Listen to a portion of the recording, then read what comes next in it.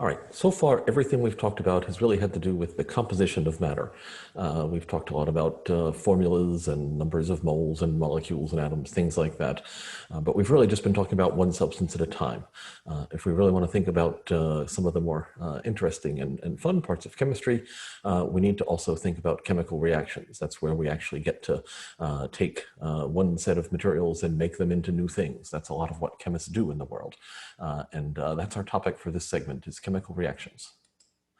To get started, we're going to actually look at a chemical reaction, okay? And so here we have a video in which we'll see a demonstration, which normally, if we were having live class, I would get to do this in the class. This is one of the fun ones to do. So when the video starts, we're going to see a balloon. And the balloon sitting there, like it said in the tag, is filled with hydrogen. A little candle comes in from the side attached to a long stick, and you can see that the balloon explodes. And so we get that. The second round here is a balloon that's got both hydrogen and oxygen in it. And again, the candle comes in and the balloon explodes a bit more dramatically, okay? This is always a fun demonstration to do in class. And so that's just was recorded by our some of our staff people from the stockroom by the labs. And let me actually flip over here now. So the reaction that was taking place there is a reaction between hydrogen and oxygen. Okay, that's true in both of those cases. And so we could write that equation. We could say the hydrogen forms H2 gas. The oxygen, whether it's oxygen that was mixed into the balloon or that was just coming from the air, is O2 gas. And when those things react with each other, what they make is water. Okay, so that's the beginnings of our equation. That will look a little off to some of you if you remember some of your high school chemistry, and so just so it doesn't look bad, I'll go ahead and balance that equation like that. The reason why the explosion is more dramatic and vivid in the second version there, where the hydrogen and oxygen are mixed in the balloon, is in that case, those are actually mixed together in this 2-to-1 ratio of moles that you see in the equation there, and they're all pre-mixed when things start. In the first version there, where the balloon just had the hydrogen in it, the oxygen has to actually come from the air, and so as the oxygen right around the balloon gets depleted, it takes a little bit of time. Not like macroscopic time, but it takes some time for the oxygen to get there to sustain the reaction. And so the reaction takes longer, which is why the explosion is less bright in that case. So a chemical reaction is the transformation of one or more chemical species into new substances. Okay, so in the one we just saw, that's hydrogen and oxygen reacting to make water. It's a pretty simple reaction. The reactants are generally, that's the term we use for the things on the left-hand side of the equation. Think of the stuff you start with. The products, the stuff we're going to make, is on the right-hand side. Okay, so in this case, hydrogen and oxygen are the reactants. Water is the product, and we can read that if we read it aloud. We could say hydrogen and oxygen react to make water. We could say hydrogen and oxygen go to water. There's a variety of ways people would actually read that if you were trying to just go through the chemical reaction. All right. The chemical reaction is the actual process happening. The thing that I wrote on the screen there, that's a chemical equation. Okay, that's a written description for a reaction. Okay, so in that version I just wrote the basic facts. I wrote hydrogen and oxygen, just what we had. I didn't write that they were both gases, although they were.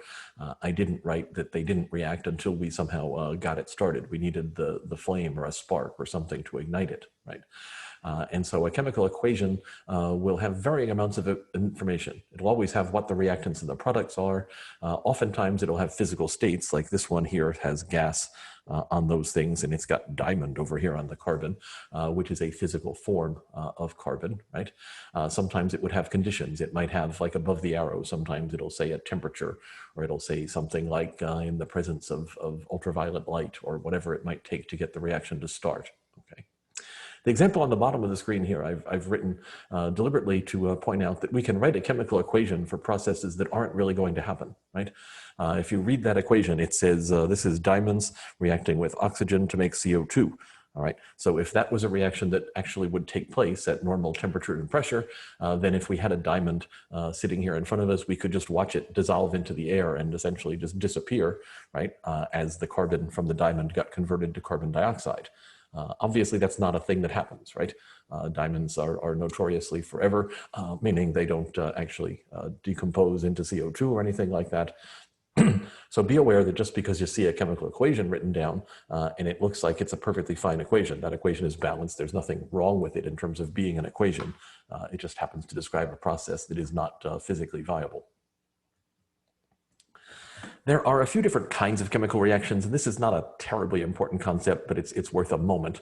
The equations on this slide are unbalanced. I apologize for that, but since we're about to talk about how to balance equations, I didn't want to get carried away and balance them before that, so they do look a little bit off-putting if you're at all used to looking at chemical equations. But this is just to sort of look at a few different categories of reactions, okay? We can do what's called addition or combination. Textbooks use different words, but that essentially says we can take two or more small molecules, stick them together to make a bigger molecule, okay? The example there is adding hydrogen to ethylene to make ethane, okay? So I've taken two molecules and made them into one, so I'm growing a bigger molecule.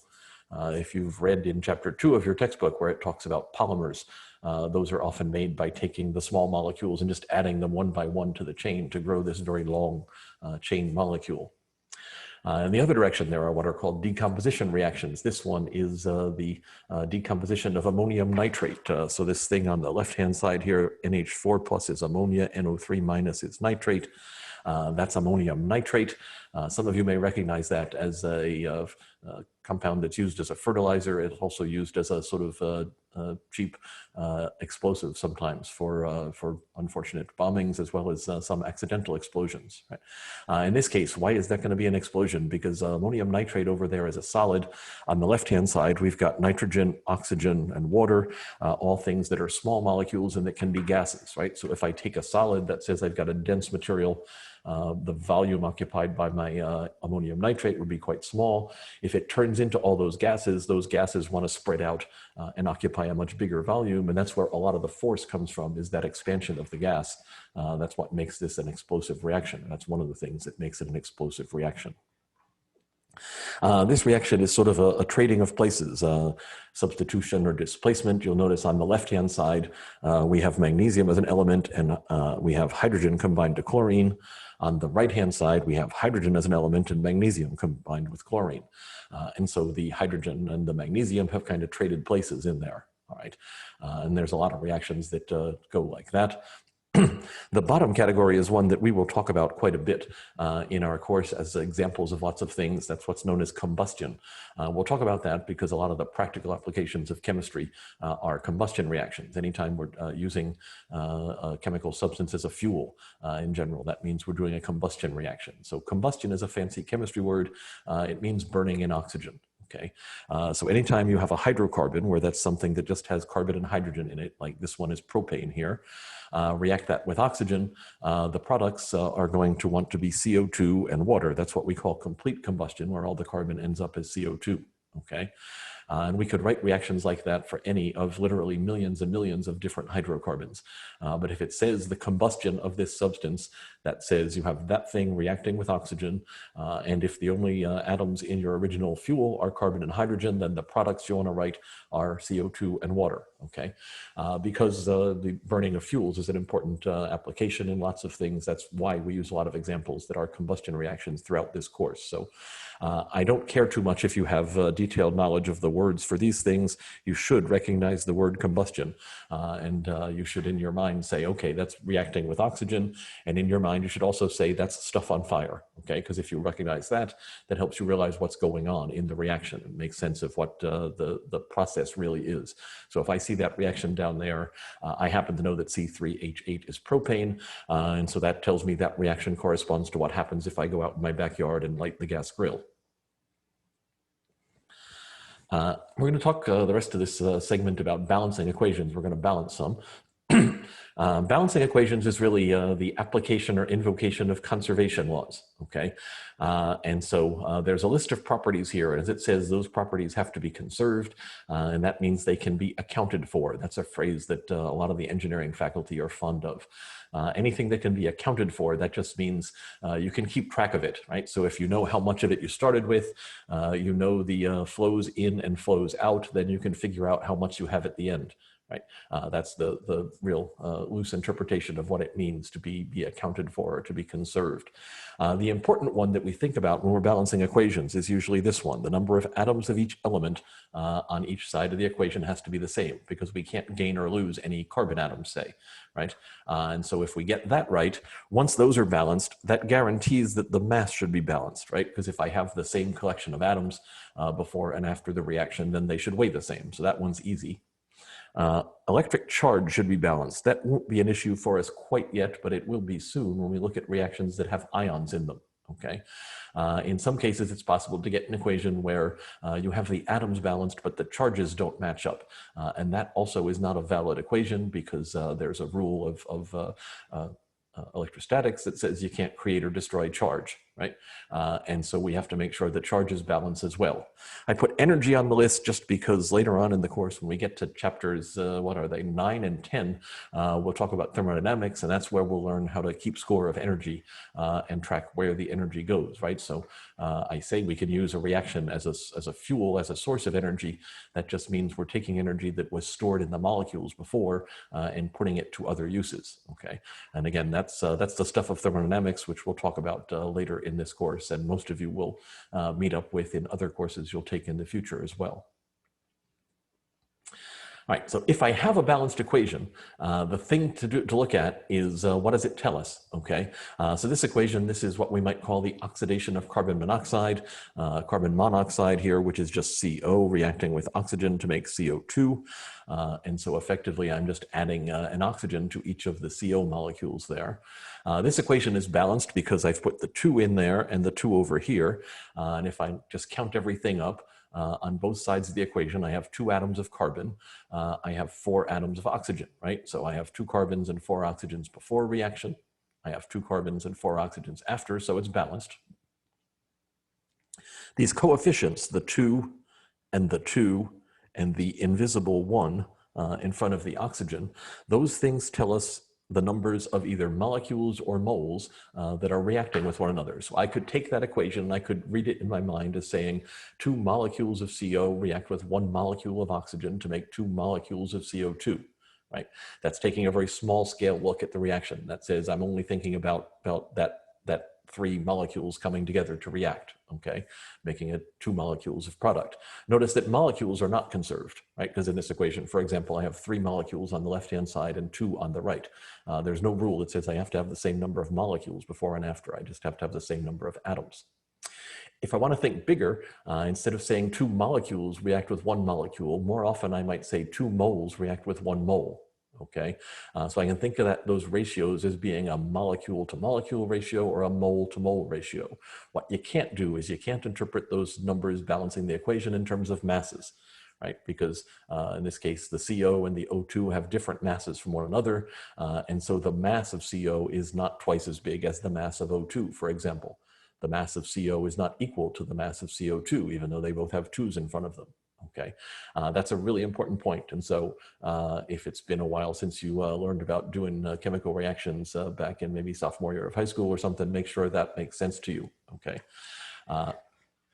We call these things reaction ratios. We often call them mole ratios. So I could say that the ratio of CO to CO2, I could say that's 2 to 2, right? So I could say 2 moles of CO react with 2 moles of CO, or to make 2 moles of CO2. I could take one for the CO and oxygen, and I could say 2 moles of CO react with 1 mole of O2. Right? So I can pick out any pair of things and I can write a ratio. I can write it in terms of moles or I can write it in terms of molecules. It has to be true for both of those, because if it's true for molecules, if I just do that thing Avogadro's number of times, then I will have done it for that many moles too, right? And so it's got to be true for both of those sizes of quantities. All right, to balance equations, the rules for balancing equations that we should agree to are these. Number 1 is our goal is to find the smallest whole number coefficients that satisfy all the conservation rules, okay? We're going to insist on whole number coefficients, and we're going to say we want the smallest whole numbers. So if I get the equation balanced and I look at it and realize all my coefficients are even numbers, then I'll just divide them by 2 or whatever it takes to get them to be shrunk down, okay, until I can't do that anymore. For many reactions, basically all the reactions we're going to look at in this course, you should be able to do that by trial and error. I describe this process as starting off just believing deep in your being that you can balance the equation and keeping at it until it's worked out. All right. For some reactions, particularly reactions that involve a lot of ions, what are called redox reactions. If some of you took an AP Chem class and remember the trials and tribulations of balancing those are usually done using more systematic methods, okay? And there's a couple of different ways you can do that. We're essentially going to sort of sidestep those reactions in this course because it's just a one semester class and we've got other things to do, okay? I will note it's possible to balance chemical reactions by thinking of them all in terms of matrices and coefficients. People in chemical engineering sometimes actually do that, but chemists generally don't do that, and so I'm not gonna do that here. For my purposes, I don't care how you balance an equation. If you can get to a balanced set of coefficients, then I'm satisfied and happy. I'm going to balance a couple of equations here in the video, okay? And so if you're watching along and you think you know how to do this, you might pause and just take a crack at balancing these before I do them. The first one is going to be the burning of acetylene. Acetylene is C2H2, burns in what's called an oxyacetylene torch, which is used in some aspects of metalwork. Used to be used a lot more because there are actually a lot better torches these days, but it is still used for some brazing and things like that. So that's my reaction. Acetylene is C2H2. It's burning or combustion, so it's reacting with oxygen to make CO2 and water. The second one is going to be the combustion of TNT, which has the formula shown there. That formula has nitrogens in it, and so in this case, the products are going to be CO2 and water plus some nitrogen. All right. So if you're up for it, just pause for a second and take a try at balancing those and see how you do. I'm going to forge ahead and actually balance them here, and so you can watch, and I'll sort of show you a couple tricks along the way. So this is my first equation that I'm going to balance, right? My acetylene, my oxygen react, they make CO2 and water. As I balance this, I'm going to look at the equation, and the first thing I'm going to see is that there are oxygen atoms in 3 different places, okay? That means I'm going to avoid the oxygens as long as possible, because if I start trying to balance the oxygens first, there's going to be too many different ways to do it. So I'm going to balance the carbons and the hydrogens first, and then just try and fix the oxygens. That should be possible because the O2 on the left is all by itself, so I should be able to adjust that without making too much of a mess of the carbons and hydrogens. Carbon is the first element I come to on the left, so I'm going to start there. I see I have a C2 here. On the right-hand side, I have just 1 carbon, so I'm going to pencil in a 2 in front of the CO2. And if I were doing this, I typically do just scribble in numbers like this and then cross them out if I need to change them. My hydrogens, I've got 2 over here and 2 over there, so those have happily balance themselves. I don't have to do anything there. That means it's time to confront the oxygens, okay? On the left-hand side, I can have any even number of oxygens I want, right? Because I have O2 and I can multiply that by any whole number coefficient. That's always going to give me an even number. On the right-hand side, I have 2 out here times this 2 is 4 oxygens in the CO2, and I have 1 oxygen in the water. So right now I have 5 on the right. 5 is not any even number, right? So now I've got what I think of as an even-odd issue across the equation. The way to fix that is to realize that if I multiply the things that are getting me the odd number by 2, they'll turn into an even number. So I'm going to take all the coefficients that are already somewhat set, and I'm going to double them. That means I'm going to put a 2 here. I'm going to turn this 2 into 4, and I'm going to put a 2 there. My carbons and hydrogens are still balanced. There's just twice as many of them as there used to be, okay? But now on the right-hand side, I have 4 times 2 is 8, plus 2 times 1 is 2. So I have 10 oxygens on the right-hand side, and that means I can hang a 5 in there. So I get 2 C2H2 plus 5 oxygens. I get 4 CO2s plus 2 waters. And I don't have, I have the 5 on the oxygen, so I don't have all even coefficients. There's not a common factor I can divide all those by. So that should be my smallest set of coefficients, okay? So that's my balanced equation for burning acetylene. My TNT equation, it didn't actually give me the things in place quite as nicely. It told me it was a combustion reaction. So that says my TNT is reacting with oxygen. That's what combustion means. And it told me the products were CO2 and water and nitrogen. That means they go on the right-hand side. Okay, so now I have this. This is what I think of as my skeleton equation, the first place I'm going to go. Once again, the oxygen is all over the place. Save it for last. I'm going to start, I always start with what comes first on the left-hand side of the equation, so that's the carbons. I have 7 on the left and 1 on the right, so that says the first thing I do is put a 7 here, okay? My hydrogens, they come in groups of 5 here, and they come in pairs over here. That's another odd and even. So that says the trick is double this one to make the odd one even. When I double that, I have to make my 7 into 14. Now I have 10 hydrogens on the left-hand side. So that says I get a 5 for the hydrogens, for the waters rather, to get me 10 hydrogens on that side. The nitrogens, I have 2 times 3 is 6 here, and they come in pairs, so I need 3 pairs to get my nitrogens right, okay? Next up, I have to check out the oxygens now, right?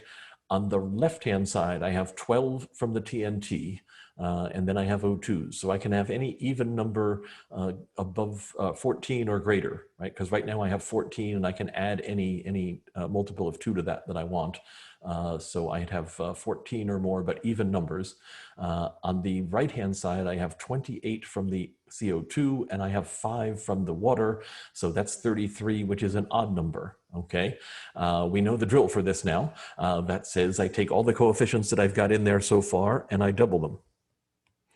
This one obviously is a bit more work than the first one. Chosen deliberately to make it a little bit more of a chore, and to illustrate that if we just keep doing the same set of things over and over, we should be able to get our way through it, right? There's no places here where we have to do anything that's intrinsically hard. We're just multiplying whole numbers and comparing them. Now on the left-hand side, I have 24 plus whatever I do with the O2 for oxygens. On the right-hand side, I have 28 times 2 is 56, and 10 is 66, okay?